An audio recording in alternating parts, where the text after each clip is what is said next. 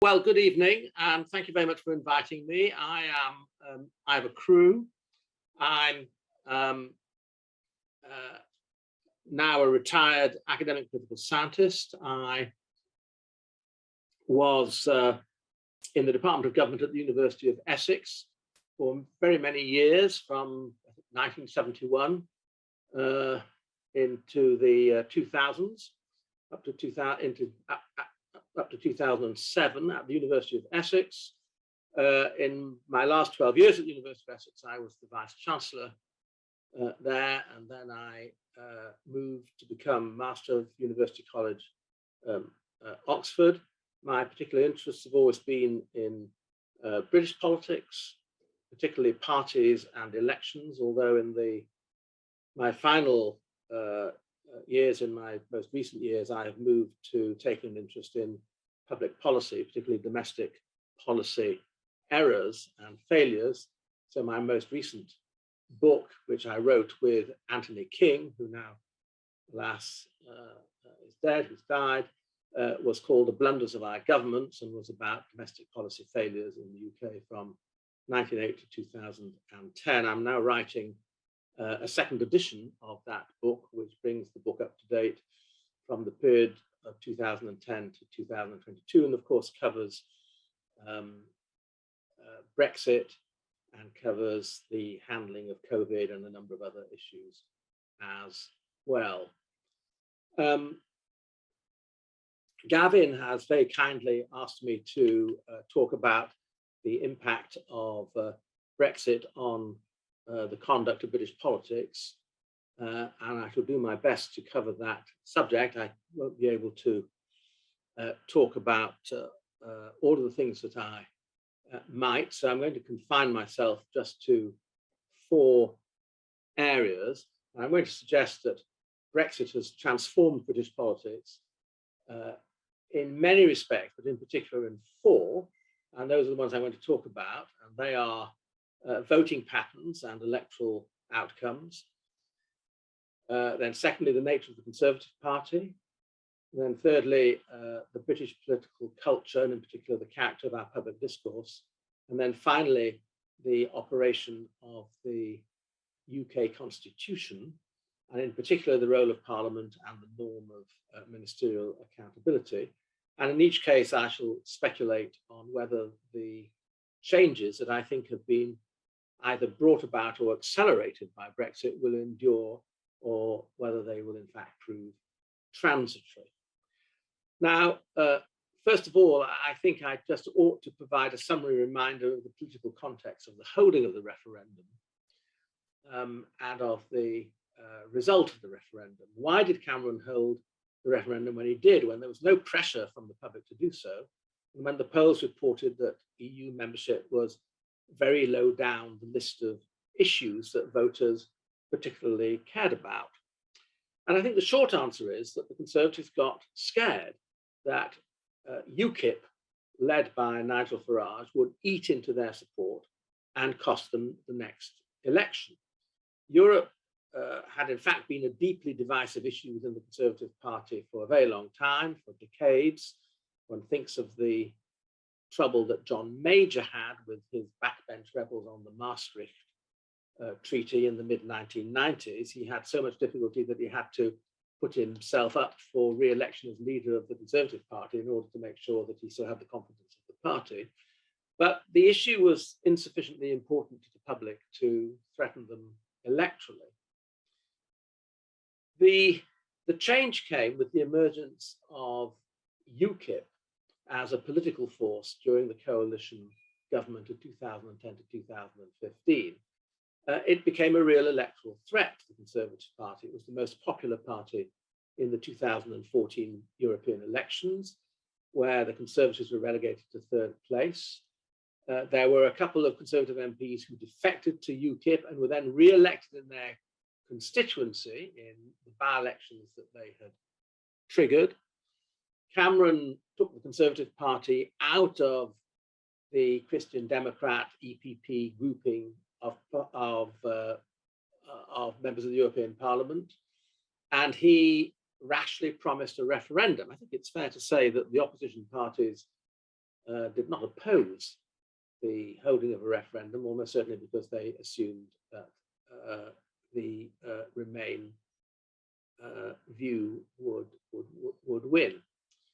In the 2015 general election, UKIP didn't win any seats apart from one that was won by the MP who defected, but it did take over 12% of the vote. It came third in the popular vote, and the incoming cohort of Conservative MPs, as was the case with the previous cohort in 2010, were very predominantly anti-EU, and they were well organised into a faction within the Conservative Party called the European Research Group.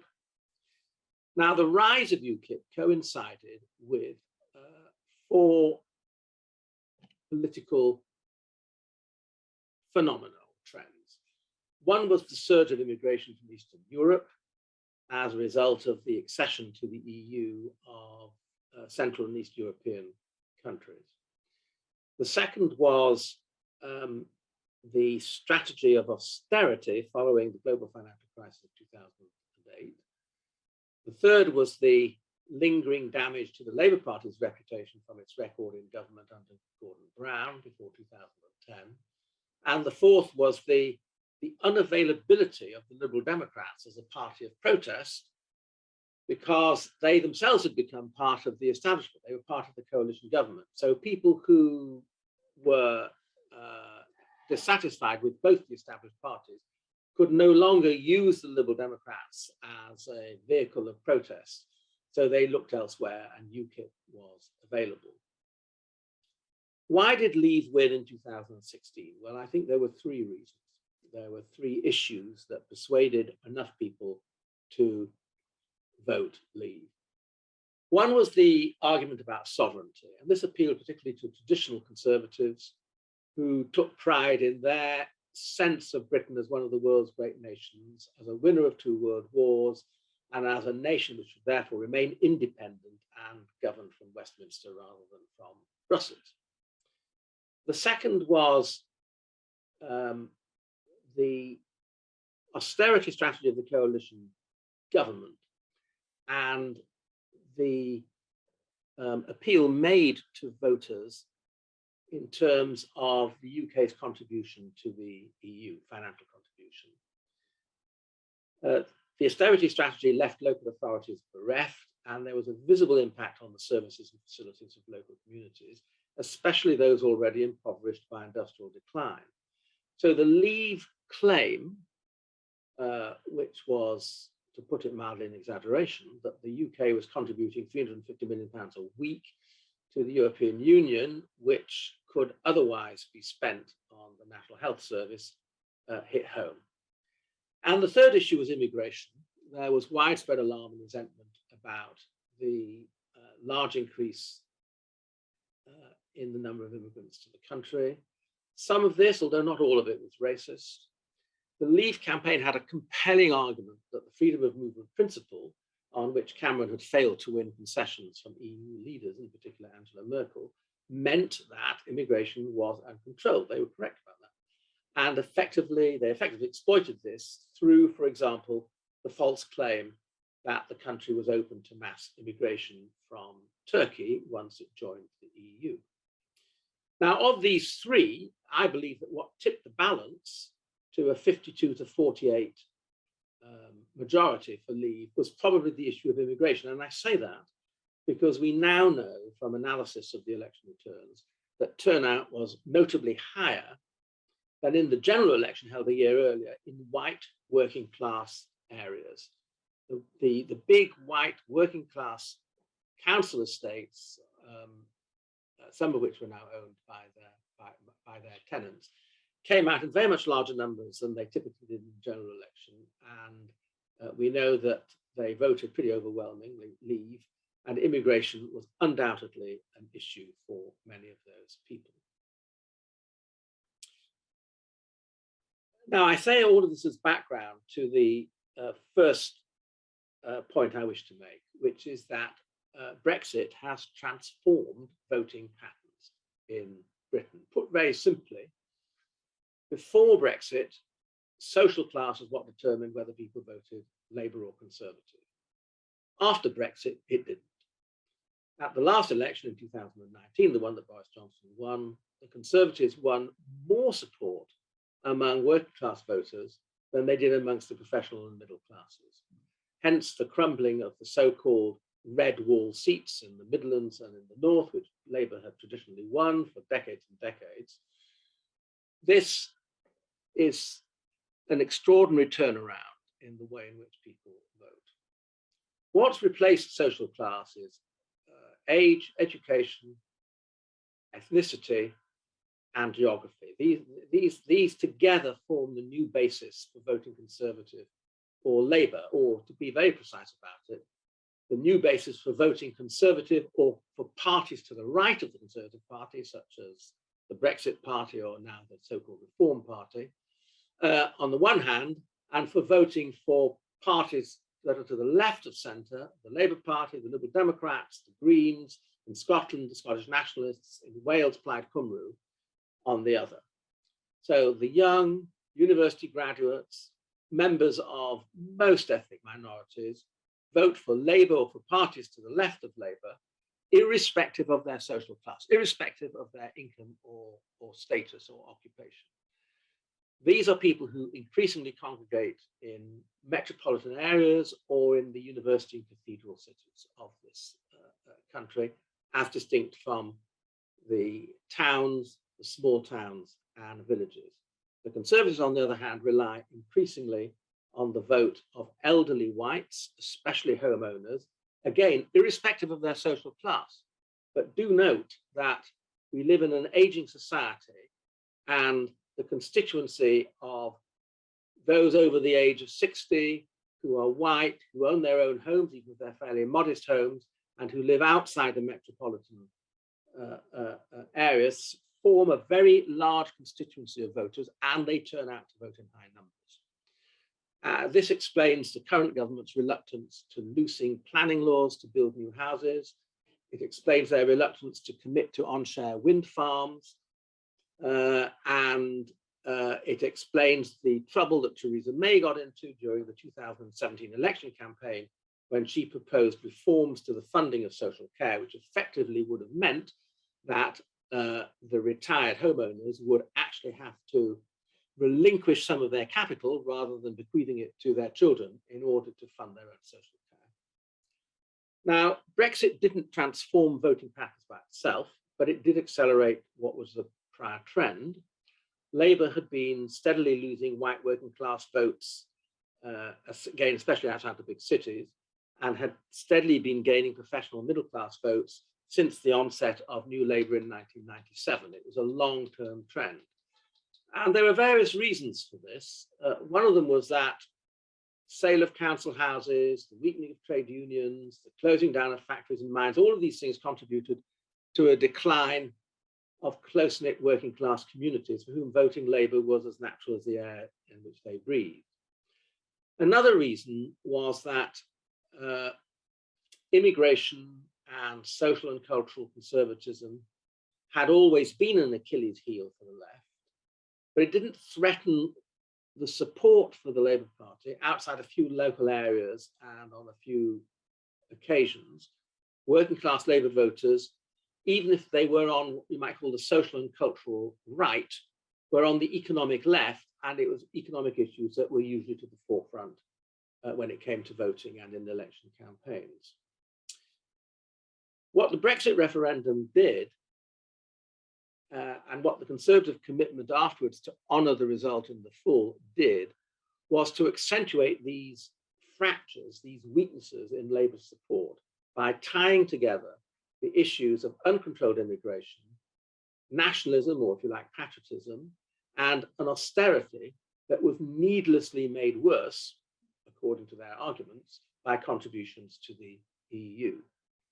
And UKIP and its successor, the Brexit Party, offered a way to express dissatisfaction with the Labour Party without voting Conservative. And by 2019, when Labour was led by somebody who was portrayed in the media as an unpatriotic middle-class metropolitan named Jeremy Corbyn, it formed the bridge or working class Labour voters to cross over to the Conservatives. Now, the question is, will this turn of the axis of Conservative and Labour support continue? It's worth noting that it might. It's not a phenomenon that's confined to Britain. There are striking parallels in the shifting basis of support for the Democrats and Republicans in the United States, and for the right and the centre and the left in France, as we shall learn this evening when the result of the presidential election comes through. It does reflect long-term shifts in the demographic and economic structures of advanced Western societies. I think that we are seeing emerge, both in the UK and some other countries, a new cleavage between those, and here I am simplifying drastically, between those who very broadly regard globalization, that is to say, the open society and the open economy, as an opportunity for personal advancement, and those who regard it as a threat and who want protection from what they see as that threat and as that risk. Now, since the referendum, the opinion polls regularly ask their respondents whether they identify as Leavers or Remainers, as well as whether they identify as Conservative, Labour, Liberal Democrat, and so on supporters. And what is striking in these surveys is that since the referendum, since 2016, the identity of a Leaver or a Remainer is very much stronger than the identity as a supporter of one of the established parties. It is felt more intensely, and it is a much better predictor of voters' attitudes on a range of other issues that ostensibly have got little to do with Brexit. So, for example, if one wants to predict what a person's view is on such issues as capital punishment, carbon taxes, transgender rights, foreign aid, asylum seekers, compliance with COVID restrictions, the efficacy of vaccinations, and many others, you would be better off knowing whether they were a Leaver or a Remainer than whether they were a Conservative or Labour supporter. It would be a better predictor of their attitudes across this wide range of issues.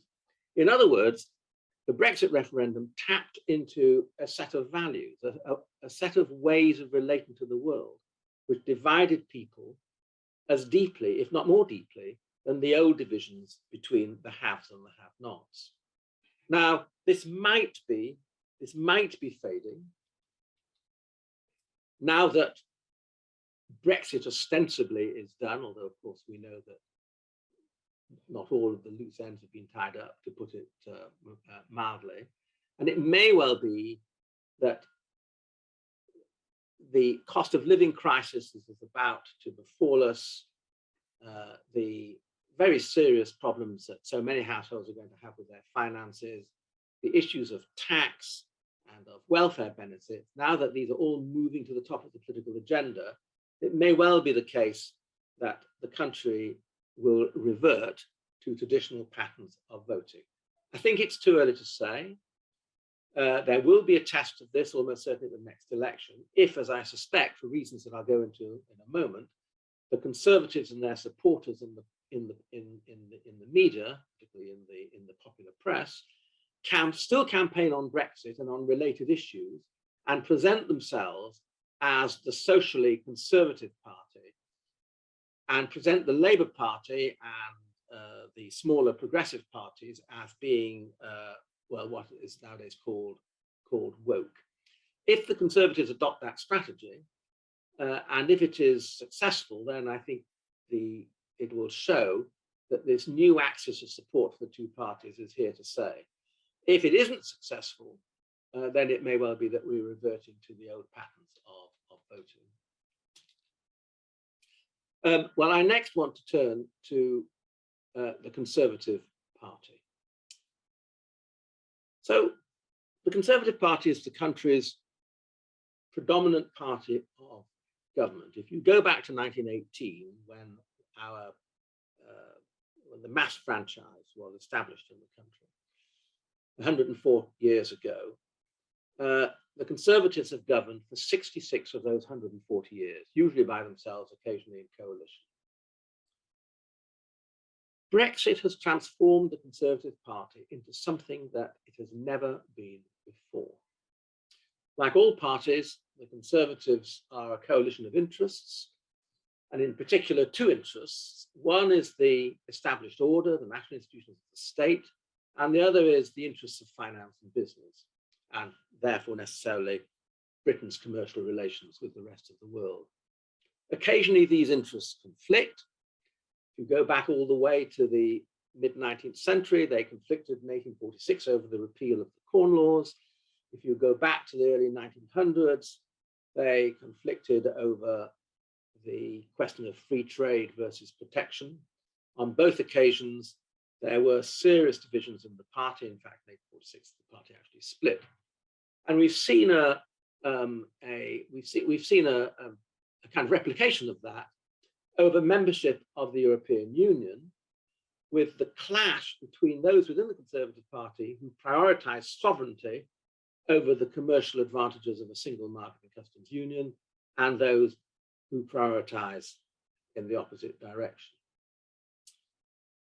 There's another feature of the Conservative Party which I think has disappeared. Historically, the Conservative Party has been a non-doctrinal party, very suspicious of ideology and of radical blueprints for the improvement of mankind. It's been a pragmatic and adaptive party, and one that recognized that in order to preserve what one wants to preserve, one has to be prepared from time to time to change things. It's been one of its great strengths, and it's a necessary feature for a party that above all else wants to govern. Conservative intellectuals in the past always celebrated its pragmatism and incrementalism as principles of good governance. I don't know if any of you have ever read Lampedusa's novel, The Prince, but there's a famous passage there where the prince, who's a large landowner in Sicily, says, if you want things to stay the same, things are going to have to change. That has always been the way in which the Conservative Party has looked at the world.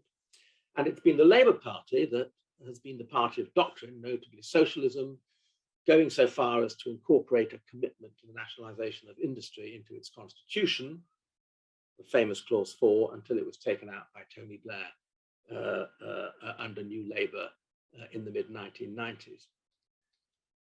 The post-Brexit Conservative Party is none of these traditional things. It's no longer the party that conserves established institutions. It's no longer the party of business, and it is now a doctrinal and radical party of national populism.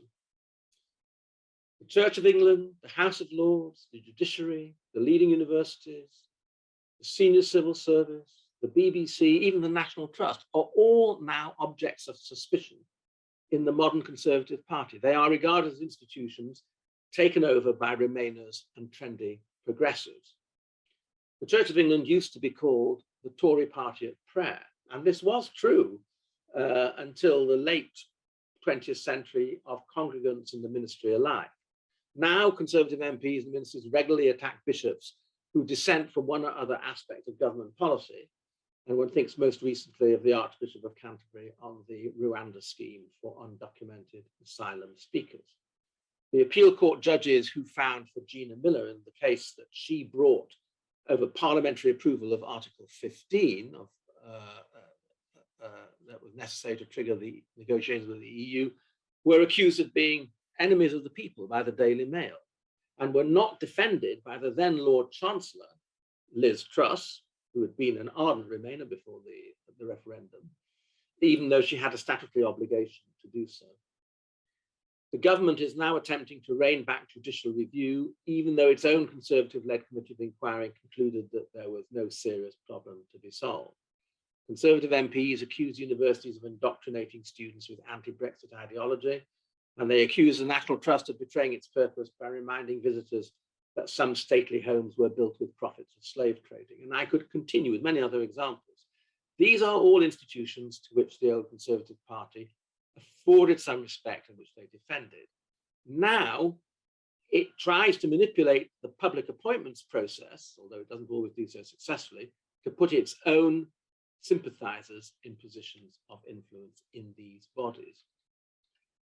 Nor can the Conservatives any longer be described as the party of business, with the possible exception of finance of the city. Relations between organized business, whether you're talking about major corporations or small businesses, are at a historically low point. Johnson famously told his advisors, when he was informed that business was opposed by the emerging terms of the Brexit Trade and Cooperation Act, that it could go forth and multiply, or shorten form to that effect. It's been equally indifferent to the fate of farmers and fishermen, who are long-standing supporters of the Conservative Party under the Trade and Cooperation Agreement. Now, is this a permanent change? Well, I think it is, until such time as the Conservatives lose office, and probably until such time as they lose 2 elections in succession. Who knows whether and when that will be. The populist nationalist tendency in the parliamentary party remains very strong, and the expulsion of the pragmatic pro-Europeans who voted against the government over the question of no deal in 2019, I'm thinking of people like Rory Stewart and David Gauke and Philip Hammond, means that there's very little counterweight to them. So allegiance to Brexit has really become the clause 4 of the Conservative Party. Doubters are heretics, who, if not exorcised, must repent of their sins. You think of Liz Truss, who goes overboard to burnish her Leave credentials, or Theresa May, who constantly felt when she was Prime Minister that she had to prove that she was as good a Brexiteer as the Leavers were. And as the failure of Brexit to bring about the expected benefits has become increasingly obvious, so Conservative politicians feel the need to double down. They have invested too much political capital in this project to admit error. I don't think this is going to change for a long time, and as I say, certainly not before the next election.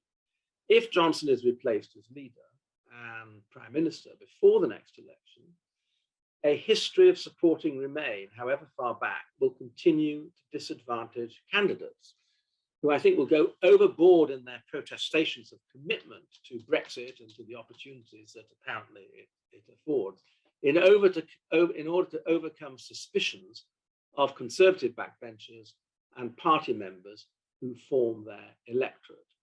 So if you're putting a bet on who the next Conservative leader is going to be, my advice is forget Truss, forget Hunt, forget Tugendhat, put your money on Cove, Javid or Mordaunt. Well, next I want to talk about the impact of Brexit on political culture and discourse. I don't think there's any doubt that the Brexit campaign coarsened political discourse and poisoned the political culture.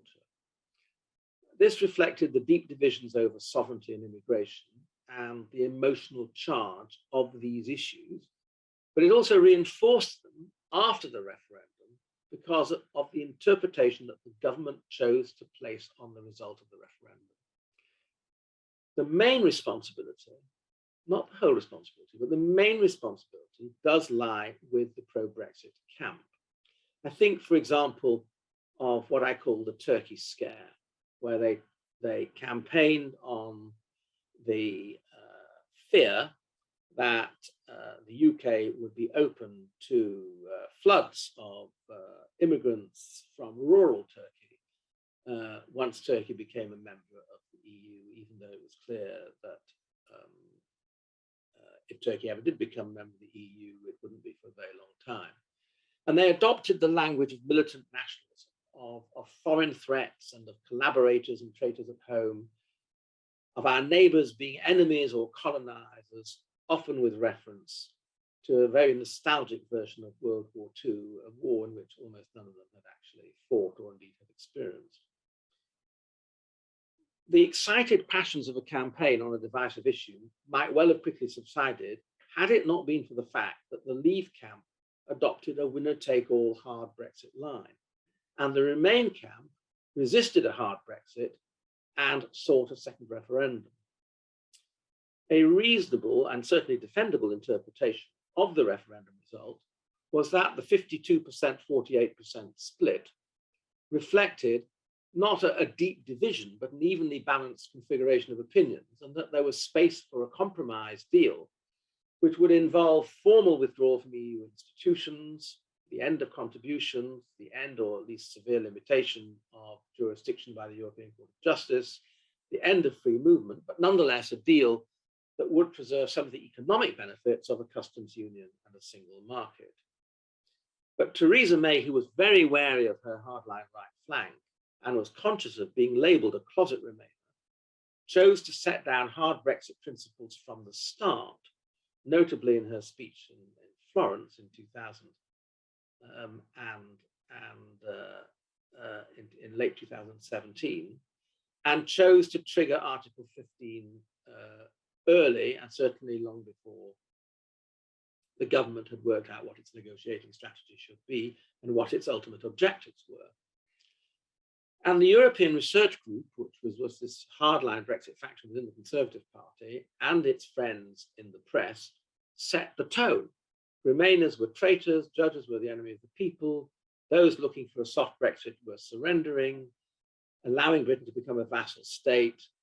As Theresa May said, if you believe you are a citizen of the world, you are a citizen of nowhere. And certainly pro-Brexit demonstrations were rougher and often quite menacing than pro-Remain demonstrations were. And let us not forget that during the campaign, a Labour Remain MP had been assassinated, Jo Cox. The worst that could be levelled, I think, at the Remain side was that they patronised Leavers and believed that they knew better than ordinary voters where their interest lay. But their mode of opposition, through the court, through parliamentary votes, was entirely proper and constitutional. And their mass demonstrations, for example, for a second referendum, were entirely peaceful. Now, this degradation of political discourse might have subsided after the Conservatives won the 2019 election so decisively and after Brexit was ostensibly done.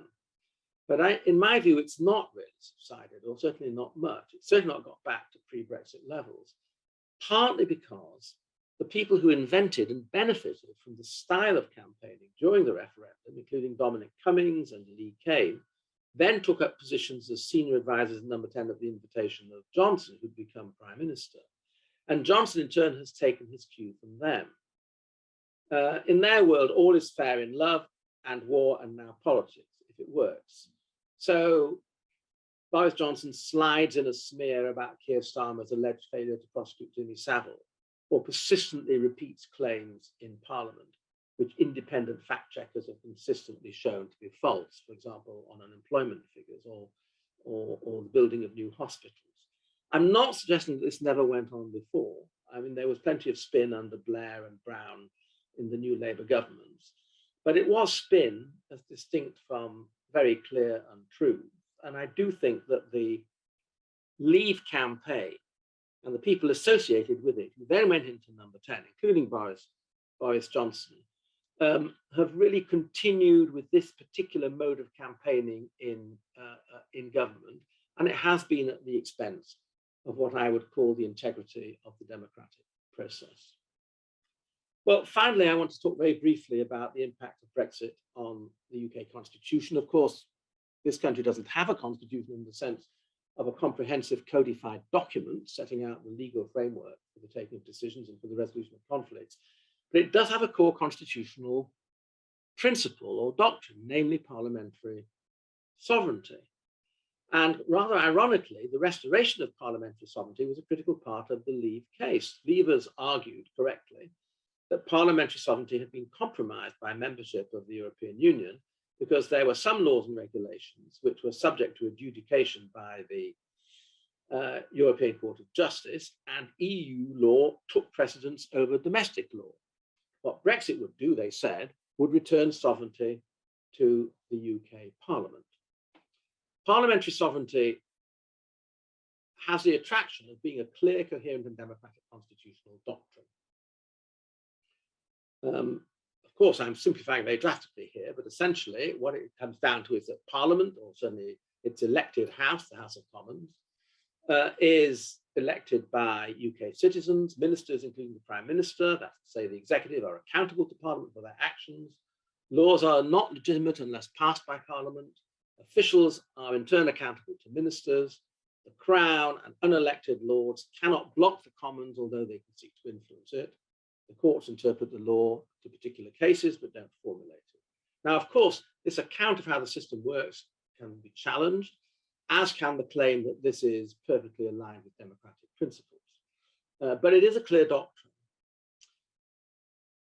Brexit has damaged the doctrine. Brexit has breached this doctrine, and it's undoubtedly damaged Parliament's strength and its role since 2016, and I would say also its legitimacy with the public. Parliament has always been dominated by the executive. This has been true for now over a century, but it does remain in the Constitution the senior partner. It does have the ultimate power to check the government and to hold it to account. And its procedures, its conventions, its norms are all focused on doing that. Referendums do not have a place in a pure parliamentary democracy because they are an alternative source of power and legitimacy. And so it proved in 2016. Formally, it was an advisory referendum, but in political reality, a parliament cannot ignore a referendum result. The Brexit result differed from the balance of opinion among MPs, which was pro-Remain. And as a result, a conflict emerged between two democratic and constitutional principles. One was that ultimate power rests directly with the people as expressed in a referendum. You might call this the populist model of the Constitution. And the other is that it rests only indirectly with the people whose interests and views are mediated by their elected representatives. You might call this the parliamentary model of the Constitution. And this bedeviled government after 2016 to implement the referendum result in what was a hostile parliament, a skeptical parliament. Theresa May tried to circumvent parliamentary scrutiny of the EU negotiations as far as she could, and she tried to circumvent the necessary legislation as far as possible. That was why she attempted to trigger Article 15, in other words, start negotiations, without prior parliamentary approval, although that was challenged in the courts.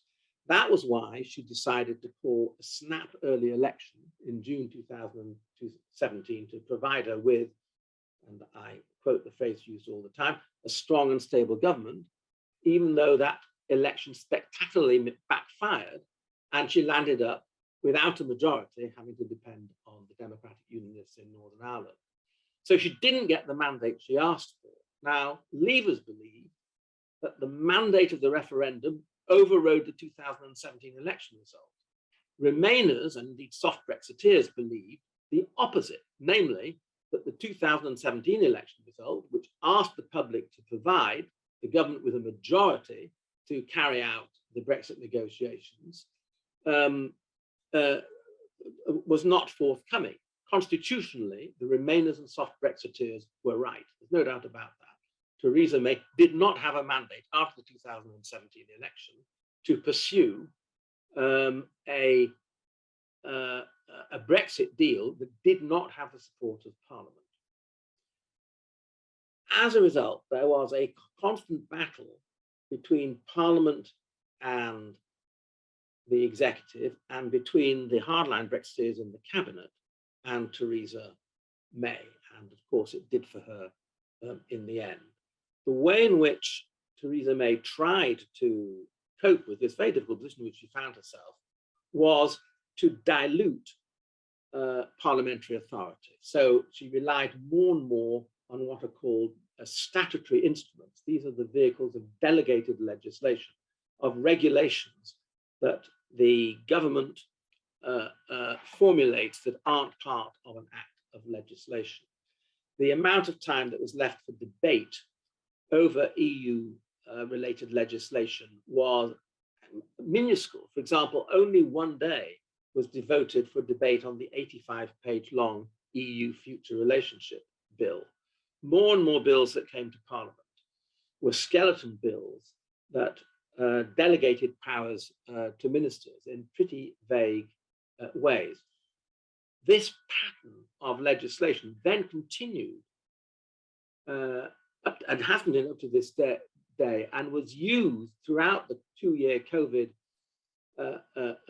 period, including the passages of legislation before there'd been any debate in Parliament whatsoever. In other words, delegated legislation became a principal vehicle for delivering both the Brexit agenda and the COVID agenda.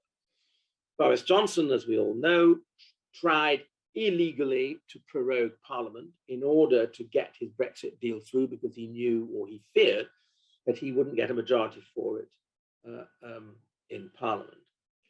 All of this, I think, has not only weakened what were already relatively modest powers of Parliament to hold the government to account, but I think they have also, and this is more, I think, serious, more alarming, they have also reduced and diminished the reputation of Parliament. And we know from surveys and polls that Parliament's reputation with the public is pretty low. And here, some of the fault lies with the opposition parties during the May and Johnson administrations, who, when they were in a position to dictate the agenda of Parliament,